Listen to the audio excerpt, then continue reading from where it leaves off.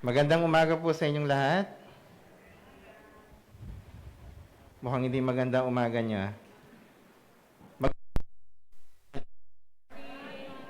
Ang ganda, ano, pag dito ka pala parang naghihintay ng ayuda sa barangay. Pag ano na itsura sa barangay ngayon, pag nag-aano kayo ng naghihintay ng ayuda. Hindi ko naman po nakita yon, nakita ko lang sa mga TV.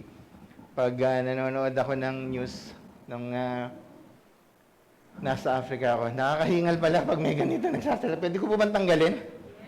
Para akong aasmahin eh. Hirap pa lang may ganito tapos Ayan. Wala pa man akong dalang prednison. Amen. Ayan. Huwag po kayo mag-alala. Hindi ako lalapit sa inyo at lalayo ako.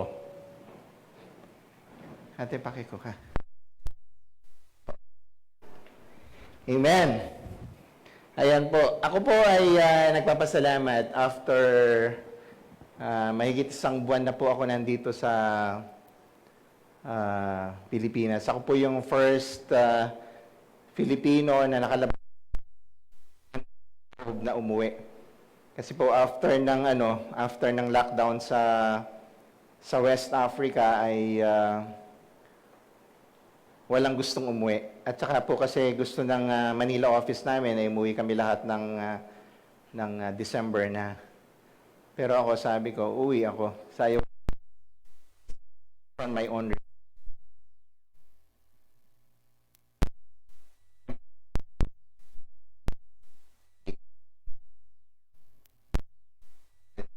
This is the Filipino Christian, sabi ko.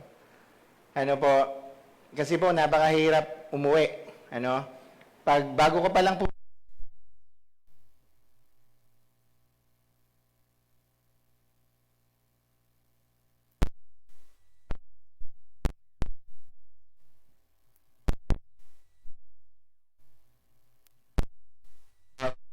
na swab ako.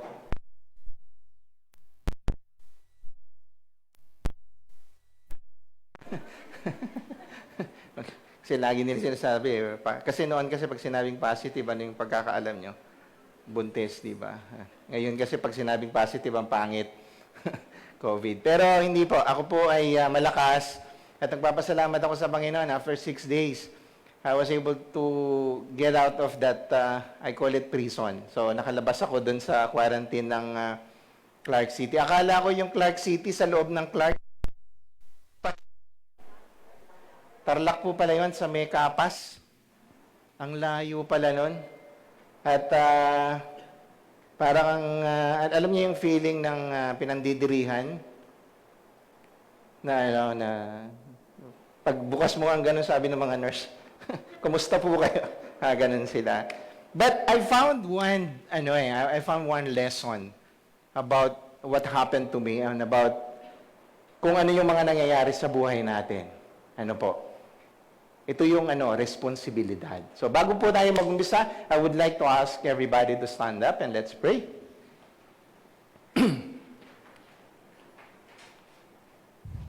Hallelujah. Father God, salamat po Panginoon sa araw na ito, Lord God. Open our hearts. Sa inyo pong aming mga puso sa aming salitang pag-aaralan at pagbubulay-bulayan, Panginoon. Salamat sa araw na ito, Panginoon, dahil binigyan niyo po kami ng pagkakataon upang magtipon-tipon, magkasama-sama, O Lord God, at upang ang inyong salita, ang inyong pangalan, ang maitaas po lamang namin, O Lord God. Panginoon, dalayan ko po ang inyong mensahe. Gamitin niyo po ako, Lord God, as your messenger, O Lord God. Muli po nagpapasalamat kami at bigyan niyo po kami ng wisdom, knowledge, and understanding, O Lord God, within this hour, Lord God, at sa aming pag-uwi, Panginoon. We give you back all the glory. In Jesus' mighty name we pray. Amen. Excuse me. Ayan. Magandang umaga po sa inyong lahat. Kagaya po ng sinabi ko sa inyo ay, sabi nga ni Pastor JV kanina, ay marami tayong natutunan. Ito po ang isa sa mga natutunan natin ay yung tinatawag nilang responsibilidad. Dati po kasi, isa sa mga ginagawa natin ay Wala tayong sense of responsibility in terms doon sa mga disiplina ba? Diba? Minsan, ang daming nakaupo doon sa likod, ayaw mo po sa harap. Pero nung inayos natin nagkaroon tayo ng sense of belonging, of responsibility na ginagawa natin ngayon sa church. Lahat nakatakip yung ngipin, advantage doon sa mga walang ngipin, hindi nakikita. Ano po? So, ito yung responsibilidad. Tayong lahat po ay may responsibilidad sa buhay. Ang mga ama ay responsibilidad nila na buhayin ng mga napalakihin ng ating mga anak ng may kahusayan, pag-aralin, na itaguyod natin sila hanggang makatapos. Ano po? Hindi lang ang mga magulang, ang bawat individual ay may responsibilidad na sinasabi. Dahil ang mga anak ko ay may responsibilidad na i-charge ang kanilang mga phone. Ang hirap, ano? Alam niyo po, sa isang individual na pag sinabi mong responsibilidad, ay parang napakabigat. Pero, actually po, ang isang responsibilidad sa ating sarili, unang-una po, ay ano? Responsibilidad natin ang ating sarili. Responsibilidad mo yan. Huwag mong iatang ang responsibilidad na yan sa iba. Ano po? Responsibilidad natin yan. Kaya nga po, 2 Timothy chapter 2, verse 21, ang sabi po ron, those who cleanse themselves from the latter will be instruments for special purposes, made holy, useful to the master, and prepared to do only good work. Our body needs to be useful and to be used responsibly. Ang katawang ito na ibinigay sa atin ng Panginoon ay responsibilidad natin. Ano po? Kung ano po kasi, itong katawan na ito ay tahanan ng Espiritu Santo, ano? Kung hindi mo, physically, let's talk about physically. Kung ano ang in-intake mo, siya yung magmamanifest sa katawan mo. Tama po ba? Kapag malakas kang kumain, ano magmamanifest sa'yo? Huwag niyo akong tingnan masama.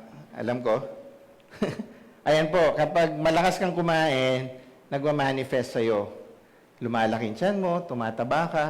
Ano po? Kung mahilig kang mag-soft drinks, mahilig kang kumain ng chocolates, candies, anong outcome nun? Diabetes. Mahilig ka sa matataba, yung isaw, lamang loob, anong outcome nun? Uric acid. Namamaga ang paa. Ano po? Iyon ay responsibilidad natin sa ating sarili. Ang ating katawan pala ay isang parang vessel. Ano yung vessel? Hindi yung barko, A vessel is yung sisidlan. Ano, kung ano ang laman niya, ay yun yung nagmamanifest dun sa isang vessel na yon. So, kung yung isang jar na yon, kasi po yung isang container, masasabi mong isang container ng tubig, container ng gasolina, container ng oil, yun yung nagsasabi kung ano yung nasa loob niya. Nakuha niyo po ba ako? So, halimbawa, sa sino mahilig maglagay ng bote ng soft drink sa ref? Tapos lalagyan ng tubig. Ginagawa mo yan. Noon bata kami, naalala ko, alam niyo yung Magnolia? Ngayon po kasi uso na lang Chucky eh. Kasi nung bata kami, merong Magnolia, yung bote niya, ganyan kakapal, ganyan kakataas. Iniipon namin yung nilalagyan ng tubig. So, kapag nilagay mo ba yung bote dun sa loob ng ref, bote ng soft drinks, anong tawag mo doon? Lang. Pero nilagyan mo soft drinks. Ano po? Yung magandang bote mo, napakaganda. Nilagyan mo ng tubig, nilagay mo sa ref. Anong laman doon? Malamig na tubig pa rin. Tayo po, kahit anong isuot mo, kahit anong ilagay mo dyan sa kaloob-looban mo, tao pa rin tayo.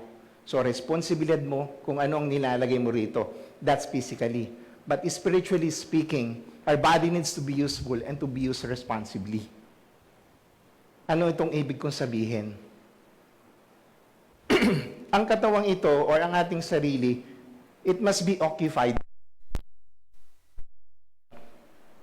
Tayo, nagiging busy tayo. Alam nyo, nung pandemic, anong nagiging kabisihan natin? Ano po? Ayan, marami tayong occupied that so manifest sa atin. It always manifests to us. Unang-una,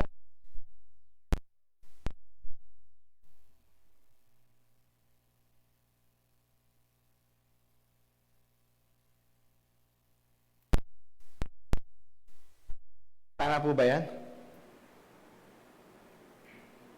O yung iba walang makain?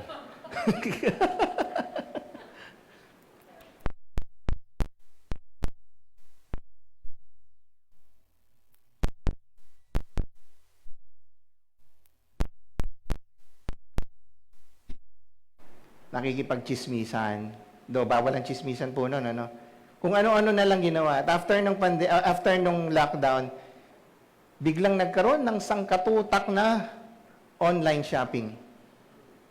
So ito yung mga nangyayari na sa buhay.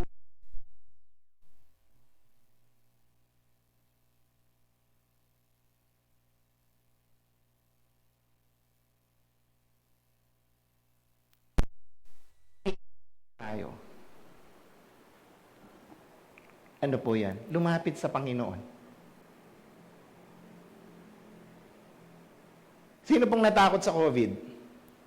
Sinong natakot sa COVID? Isa lang pala yung asawa ko, kaya pala pinauwi ako.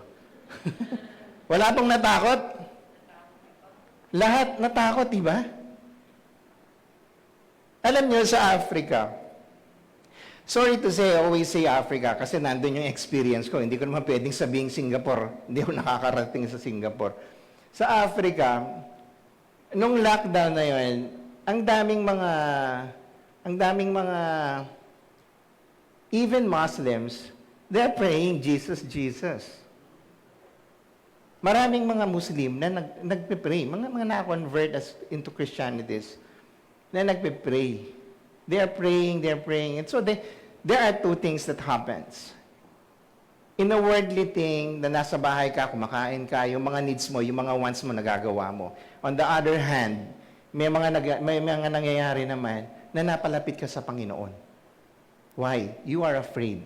You'd like to pray, gusto mo matapos na to, mabalik na sa normal. So you were occupied through that.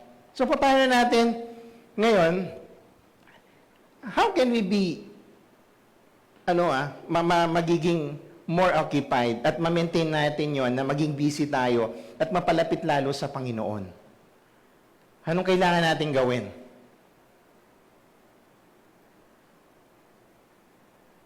To maintain that. Sabi nga ni Pastor JB, sorry Pastor JB, I always use your word. Sabi niya kanina, kasi parang nag-jive yung gusto kong sabihin doon sa sinabi niya. Ang sabi niya kanina, God uses COVID to be more nearer to Him. Amen? So, kailangan maging, yung pagiging business natin, o pagiging occupied natin, kailangan, not just on the worldly thing, we have to be occupied also more on the spiritual thing, which is God, to be nearer to Him. Anong kailangan natin gawin? Una, we have to empty ourselves, be cleansed from sin. Ito yung ginamit ko sa Ephesians 5:25-27. Sabi dito, husband, love your wife just as Christ loved the church and gave Himself up for her, to make her holy, cleansing her by the washing with water through the world and to present her to himself as a radiant church, without stain or wrinkle or any other blemish, but holy and blameless. Kailangan daw, we have to empty ourselves. Para ang isang sisidlan o tayo ay malagyan. Kapag ginamit mo ang isang sisidlan, let's make an example of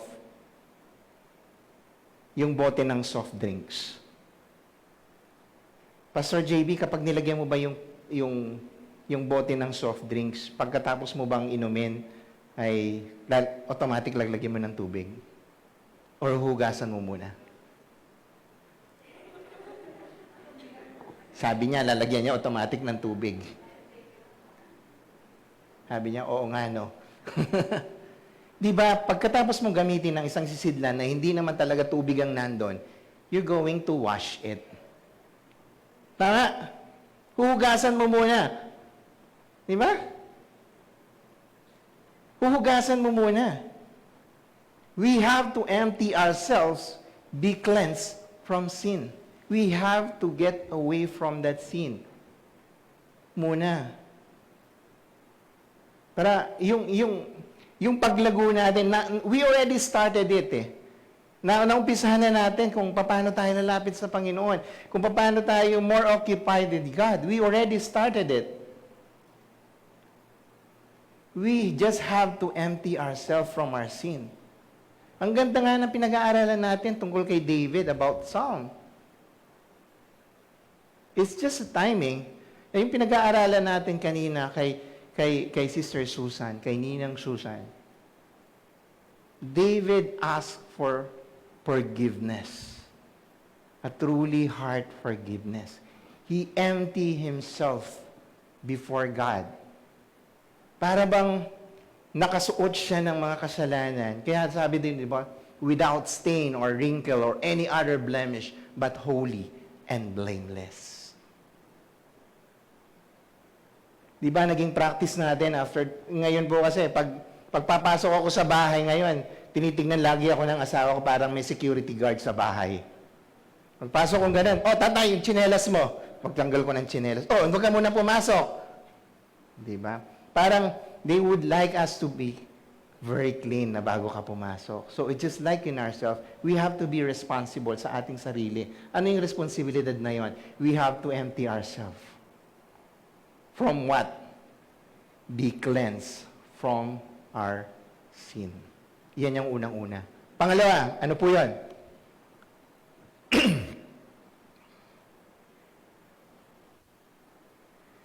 Kapag ang ating katawan ay hindi na-occupy ng iba,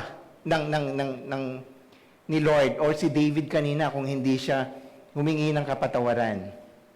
At nagsabi ng mga excuses. Anong mangyayari sa kanya? What will going to happen? Tandaan niyo po kayo ay isang sisidlan. Try to imagine yourself, you are a jar or a container. Isang sisidlan. Kapag po hindi ang Panginoon ang nasa harapan ninyo at ang nilalagay nyo, and your sin still there, you did not empty yourself from that sin, someone will occupy our body.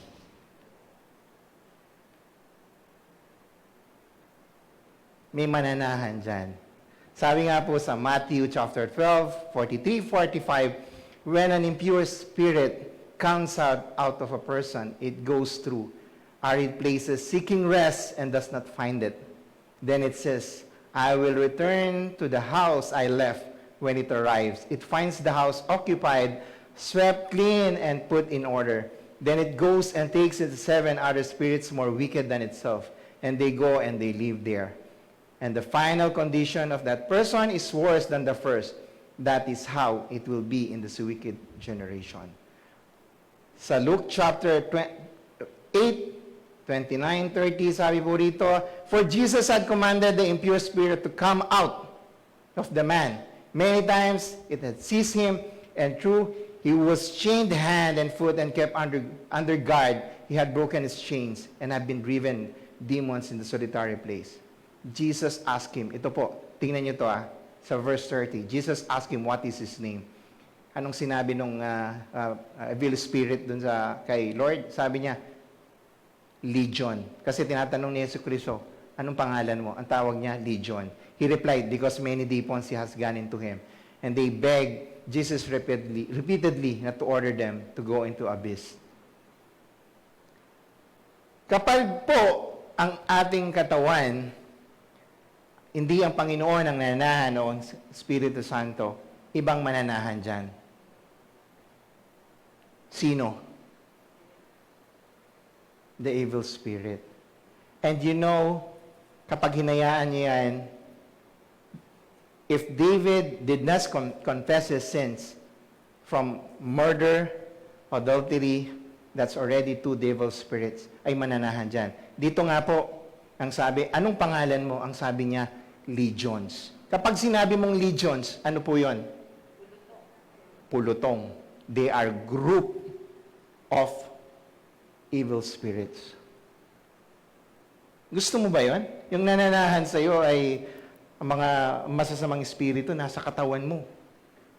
Nananahan na sa'yo. They call it legions. Hindi man niya sinabing, ano pangalan mo? Lucifer. Hindi. Isang grupo ng evil spirit na nananahan. So tayo po, if we did not empty ourselves, someone will going to occupy that. Using the example again of the bottle, yung isang sisidlan.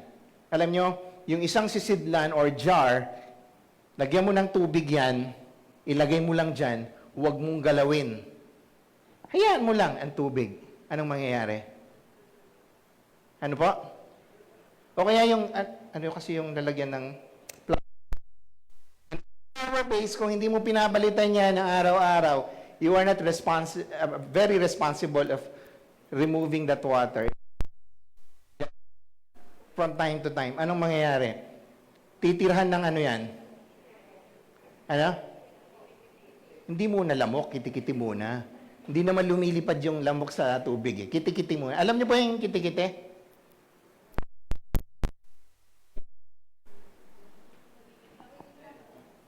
Ha? Okay, kiti-kiti. Kiti-kiti. Ayun po. Mag-experiment kayo. Pag-uwi niyo sa... Pero wag niyo ako sisiyan pag nagka-malaria kayo. Ay, malaria pala. Dengue. Malaria sa Africa. Kiti-kiti. Ayan. Ano sa Kapampangan ng kiti-kiti? Hindi po. Ano to? Tip, ay ano to? Additional knowledge. Sino po yung mga Kapampangan dito?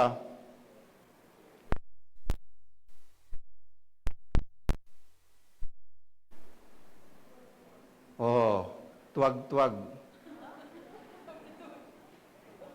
Hindi nyo alam yan? O yan, may natutunan po kayo sa akin ngayon. Kay Tita Pau pala. Ang kiti-kiti po sa Kapampangan, tuwag-tuwag. Yung tuwag po kasi is yung bumaligtad. Eh, hindi siya humihinto, dinoble. Tuwag-tuwag. Tuwag-tuwag. So, una po, empty yourself from sin. Pangalawa, someone will occupy our body. Parang ano po yan, ano? Sabi ko nga sa inyo, mag-experiment kayo, pero huwag niyo ako sisihan na pag nagka-dengue kayo. Lagyan nyo yung, maglagay kayo ng isang jar or kahit ano dyan, isang sisidlan ng tubig. Hayaan nyo na isang linggo, 2 linggo. Makakakita kayo ng tuwag-tuwag or kiti-kiti. Someone will going to occupy it. Kahit kaano pa kalino.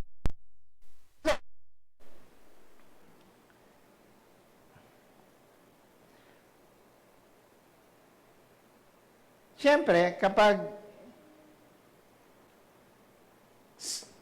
walang nag-occupy dyan, ibang mag-occupy. Sinong gusto mo mag-occupy? Yan ang tanong sa pangatlo. Ano po? Our body needs to be occupied by the Holy Spirit. Sa Psalm po, chapter 42, verse 1, 2, as the deer pants for streams of water, so my soul pants for you, my God. My soul thirsts for God, for the living God. When can I go and meet with God? Paano yun? Sasabihin nyo, our body needs to be occupied by the Holy Spirit. Anong responsibilidad natin na para manahan ng isang Espiritu ang Espiritu sa atin, ang Espiritu Santo sa atin? Anong responsibilidad natin doon? Tayo po yung mga Kristiyano, di ba? May responsibilidad tayo. Unang-una po, bilang isang Kristiyano, huwag matigas ang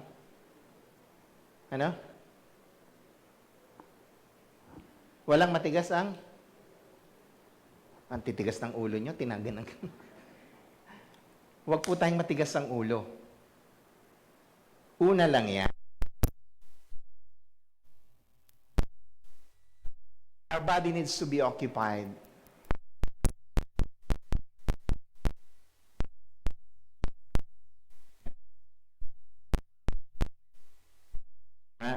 So, kailangan pala, lagi nating pag-uhawan ang presensya ng Panginoon so that the Holy Spirit ay manahan sa atin. Yung mga vices na ginagawa natin like smoking, drinking, hindi lang po yan. Marami pa. Yung pagsasabi ng mga masasama, paggawa ng mga hindi karapat-dapat na ibalita. Yung nakarinig ka ng balita, sabihin niya, oy, boyfriend niya yun. Pagka isang linggo, chinismis mo, oy, buntis na siya. Oy, nanganak na siya. Yung mga ganun na gumagawa kayo ng mga salita. So, be responsible Christians. How are you going to be responsible Christians? Sabi natin doon sa una nating binasa kanina, ang pagiging responsableng isang Kristiyano upang ang Espiritu Santo ay manahan sa atin ay hindi lamang sa loob ng church. Hindi lamang po yung pagsamba. Kailangan may aksyon. Sabi nga ni Tulfo, aksyon ngayon. Ano po ang responsibilidad ng isang Kristiyano?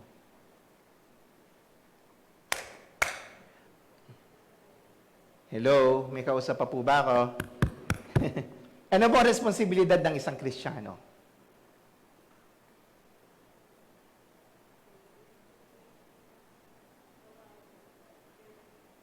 Ano po?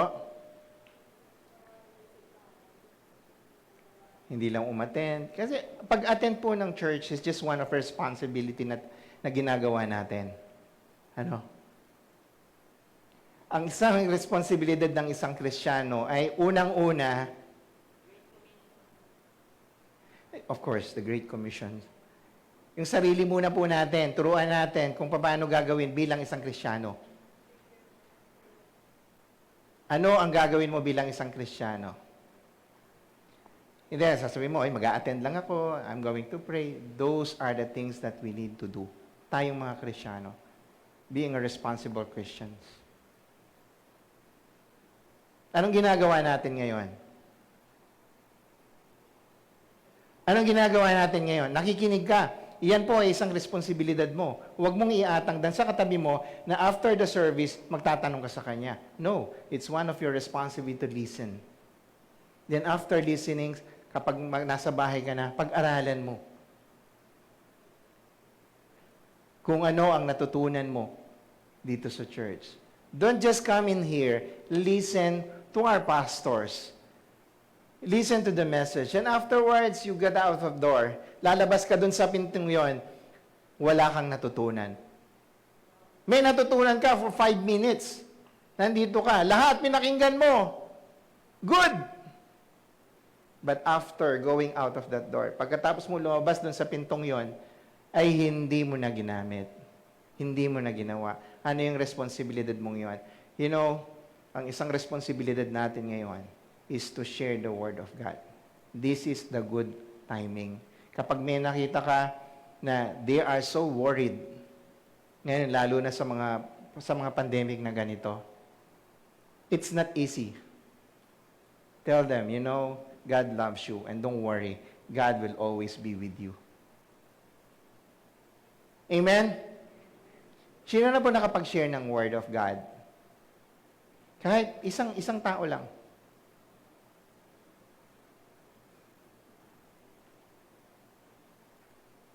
Ang wife ko, we're trying to share the Word of God through our employees.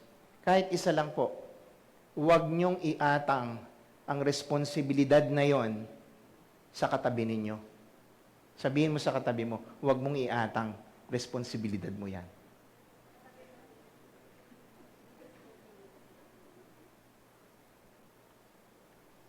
Hindi lamang po responsibilidad ni Pastor Vicky, ng mga elders, ng mga teachers natin. Tayo pong mga individual.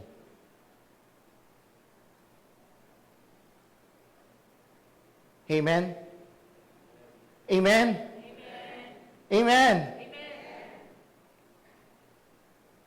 Yan po yung responsibilidad natin. Share the Word of God. The apostles never stopped sharing the Word of God. Never stop. Kung wala po yung mga apostles na yan, after Christ died, nasan tayo? Wala tayong mga Kristiyano dito. It's a loss. Sayang po. Ito yung pagkakataon natin. Amen? But first, you have to be thirst first for the Word of God. Alam niyo po sa Africa, meron akong church na ina-attend ngayon doon. Mga missionary sila. Minsan sumama ako sa kanila para makapag-share ng Word of God sa mga Pilipino. Kasi konti lang po yung mga Pilipino sa Cote d'Ivoire.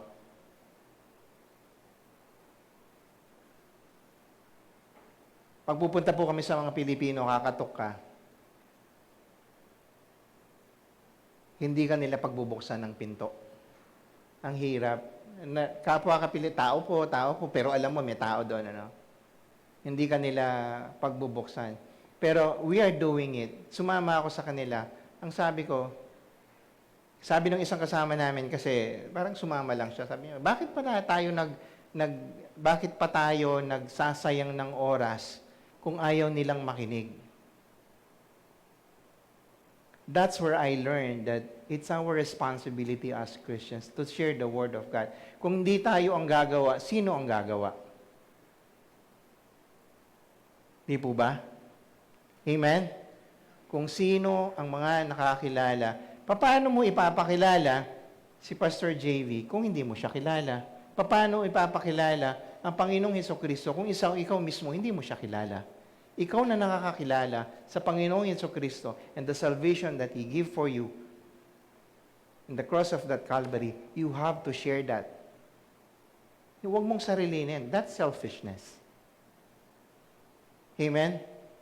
Kaya nga po sabi ko sa inyo, kanino responsibilidad yon? Whose responsibility is that? Kanino po responsibilidad yon? To us. Christians. Amen? Amen? Kaya ba natin gawin yon? Sumasagot, 3. Gawin natin 4. Amen? Naging 5 na. Gawin na natin 6. Amen? Mamaya 12 na yan. Bago ako matapos, hala ka sa mga boses. Amen? Nahihirapan po kayo, May rason kayo ngayon. Excuse. Pang-4,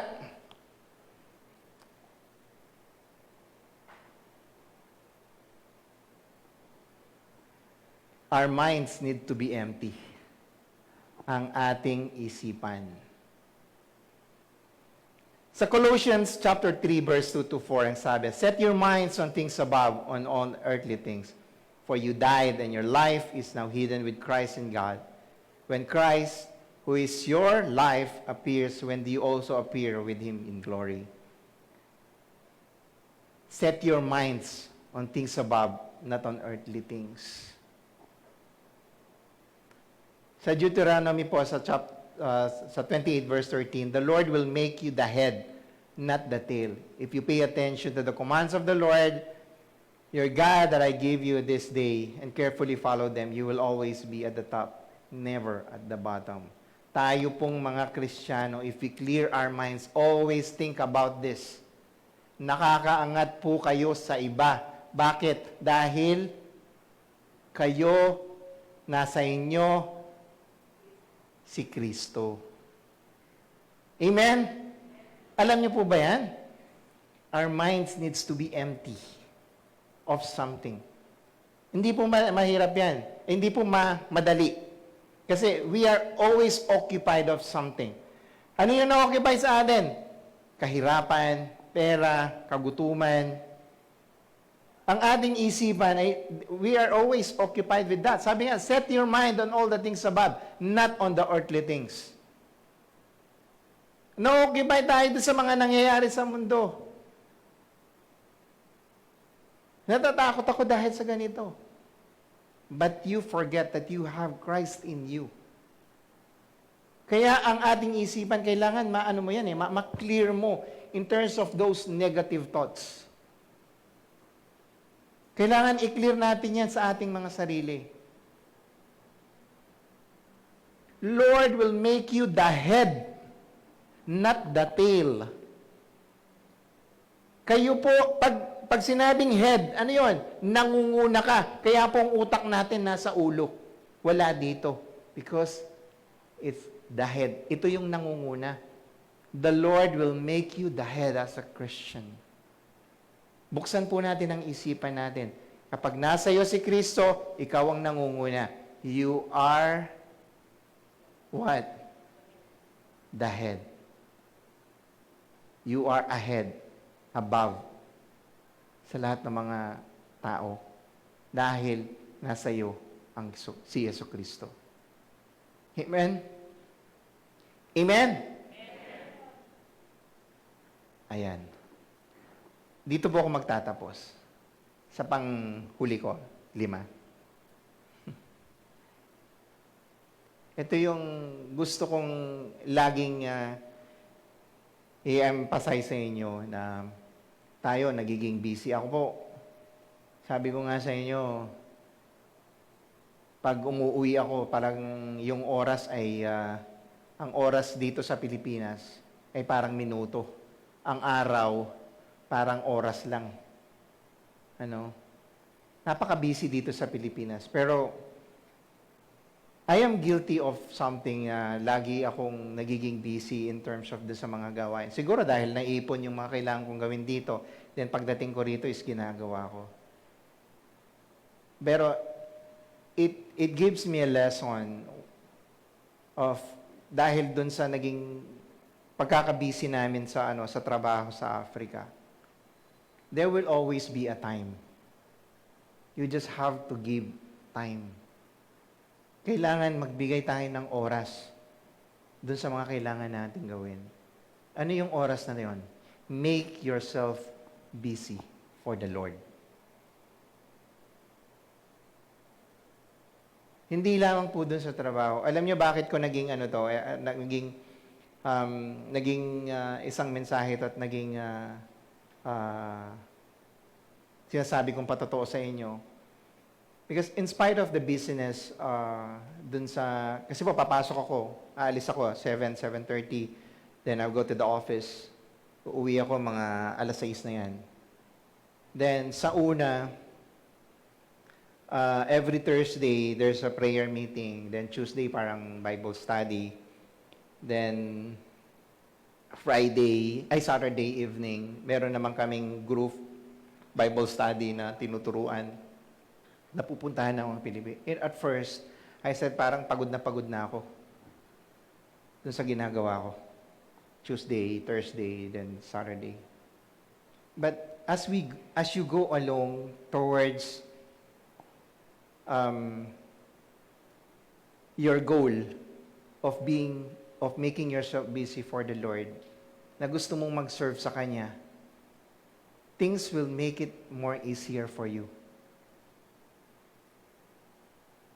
Paano nangyari sa akin yun? Sabi ko sa wife ko, lagi akong stress. Kasi may nagdemanda sa akin doon dahil doon sa yung national sales manager namin ay nagnakaw. Nagnakaw siya ng almost 2 million pesos. Kinonvert ko sa pesos. Nagnakaw siya sa 2 million pesos. Nagnakaw siya ng 2 million pesos. Then, siya pa yung, because he's a local po siya. Siya pa yung may gana or may tapang na nagdemanda. So, parang kina-counteract niya yung nahuli ko sa kanya.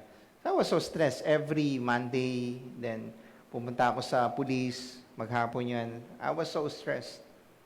Then I said, kung nai-stress ako dito, may Panginoon ako. And my wife is always there telling, huwag mong masyadong ano yan, nandyan ang Panginoon. Just pray for it, pray for it. Lalo akong naging busy, or I always see to it, that yung gawain ng Panginoon ay pinupuntahan ko. At first sabi ko, parang pagod ako. But at the long run, afterwards, things are making more easier. Naging busy ako sa Panginoon, at ang Panginoon, naging busy. What I mean is that pag sinabi mong busy, wala nang gumawa. No. I try my best to be busy for the love of the Lord. Ginawa ko para sa Panginoon eh. At ang ginawa ng Panginoon, lalo siyang, sabi niya, ang anak kong ito, nagiging busy para sa akin, para sa salita for the gospel. So I have to be busy for Him also. Ang Panginoon ang gumawa ng paraan para sa akin at hindi na ako yung nagtrabaho para doon eh. Kasi, sabi nga niya, gawin mo yung nararapat bilang isang Kristiyano at ang Panginoon ang gagawa para sa iyo kung ano yung nararapat. Amen? So, I tried my best. Kung ano kailangan, share the Word of God. Yung sa mga prayers namin, sa mga prayer meetings, sa mga Bible study, I see to it na nandun ako kahit gabi. And the Lord do that for me. Kung ano yung iniisip kong stress, dinivert niya yun. Nagpadala siya ng tao, sinolve niya yun. And sabi ng mga pulis, sabi ng pulis doon, wag mo na siyang isipin. Walang ano yun, wala siyang mabubutas or anything to you. May binigay pang lawyer sa akin and I did not pay even the lawyer. Then at the end, we part ways. Naghiwalay kami nun sa NSM na yun. And I said, praise the Lord. Why? I make myself busy for the Lord sa gawain ng Panginoon. And the Lord will going to be busy for you also. Amen? Gawin mo ang nararapat para sa Panginoon at ang Panginoon ang gagawa para sa iyo. Kung ano man po ang naiisip nyo ngayon sa mga pandemic, stress sa buhay natin ngayon, ibigay natin sa Kanya. Amen? Ako po, sa totoo lang, I'm supposed to resign na. Hindi na po talaga ako aalis kaya umuwi ako ng August. Hindi na ako babalik ng Africa. But this week, eventually we have a meeting. Then they asked me to go back there para lang for professional, na doon ako magpapaalam. And sabi ko nga, bilang isang Kristiyano, ayoko naman pagdating ko dito, sasabihin ko, isang responsibilidad ko rin. Bilang isang Kristiyano po kasi, parang dun sa 10 talents, binigyan yung isang master, they give the money, sabi niya, okay, you take care of that talents. You take care of that talents. Yung isa, nag-invest siya. Yung pangalawa, nag-invest siya. Yung pangatlo, tinago niya. Ayoko naman yung pangatlo, natatago ko lang. No. You will not be productive. So ako po, ang ginawa ko, I said, okay, I will go back to Africa. Pumayag po ako. At doon ako magpapaalam. Kaya nakikita niyo po, I'm almost, na ako dito? 40 days or almost 45 days na po ako dito ngayon. Usually po, nag-stay lang ako dito 2 to 3 weeks lang. And I'm already 45 days here. Kasi po wala na akong balak talagang bumalik. But nagkausap po kami ng mga regional office bosses namin na kailangan kong bumalik to formally give my resignation for them. Eh, yun ay isang responsibilidad din bilang isang Kristiyano. Ano? So, going back there, bakit ba tayo napunta? It's because of the responsibility. Ano po? So, ano yung responsibilidad natin bilang isang Kristiyano ngayon? Ang responsibilidad mo ay unang-una ang sarili mo. Empty yourself from sin. Fill yourself with the correct Word of God. Fill yourself with the Holy Spirit. And be busy for the Lord. Simple lang po, ano? Empty yourself from sin. Set your mind. Okay? And when nakaset na yung mind mo, focus and be busy for the Lord. Kaya ba natin gawin yon? Kaya ba natin gawin yon? Tatlo lang ang narinig ko. Kaya ba natin gawin yon? Amen. Let's pray. Father God, we thank you for this word, O Lord God. Salamat, Panginoon, dahil binigyan nyo kami ng pagkakataon na mapag-aralan ang inyong salita, O Lord God. Turuan nyo kami, Panginoon, na nakafocus lamang po kami sa inyo at hindi kung saang anumang bagay, O Lord God. Let us be occupied for you, O Lord God. Ang inyong mga salita,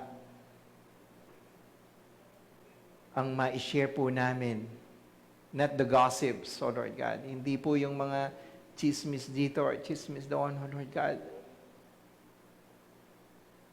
Teach us on how to teach it, O Lord God. Teach us on how to share your word, Lord.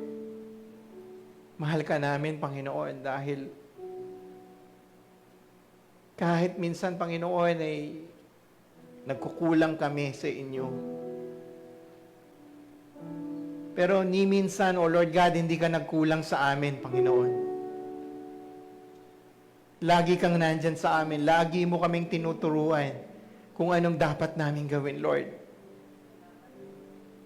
Salamat, Panginoon, sa wisdom na ibinibigay niyo po sa amin, O Lord God. Ikaw po ang manahan sa amin, O Lord God. Hindi po kung anumang masamang spirito, O Lord God. Lord, we are asking you, O Lord God, cover us with your blood, O Lord God. Let your Holy Spirit be upon us, Lord.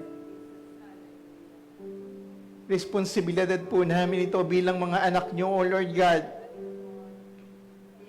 na kayo ay makilala, O Lord God. Gamitin niyo po kami, O Lord.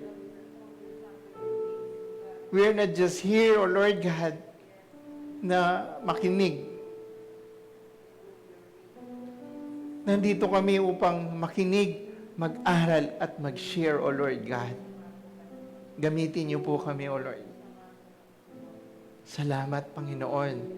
Dahil in spite of this pandemic, O Lord God, ay napakabuti mo sa amin. Hindi mo kami pinagkulang, O Lord God. Ang daming biyaya na ibinibigay niyo sa amin, Lord. Salamat, Panginoon. Salamat. Salamat sa kapatawaran. Salamat sa pag-ibig. Salamat sa biyaya. Through your grace, O Lord God, that our sin are forgiven, Lord. Lord, ngayong oras na ito, dalangin ko po ang bawat isa na nandito, O Lord God. Forgive their sin, O Lord God. Cleanse them, O Lord Jesus.